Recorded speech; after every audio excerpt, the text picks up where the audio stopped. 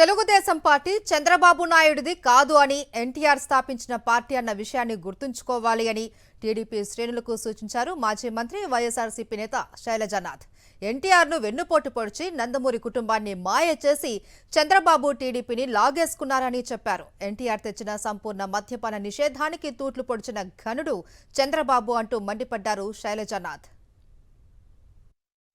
ఆ వెన్నుపోటు పొడిచి రామారావు గారిని కుర్చీలోంచి లాగేసి ఆఖరి కోడిగుడ్లతోనూ చెప్పులతోనూ సత్కారం చేసిన తర్వాత అసెంబ్లీలో నేను మాట్లాడతానంటే కూడా మాట్లాడడానికి అవకాశం ఇవ్వకుండా మెడబట్టి బయటికి గెంటేసిన నారా చంద్రబాబు నాయుడు గారి అధికారంలో ఉన్న ఆ పార్టీ వాళ్ళంతా ఆలోచించాల్సిన అవసరం ఉంది. ఈ రోజున రామారావు పేరు చెప్పుకున్న చంద్రబాబు నాయుడు మీ పార్టీ నాయకునికి, మీ పార్టీ యొక్క సృష్టికర్తకు మోసం చేసి ద్రోహం చేసి వెన్నుపోటు పొడిచిన తర్వాత అతని పథకాన్ని లేకుండా చేసే సంగతి మీకు గుర్తుకుందా అని అడుగుతా ఉన్నా నేను.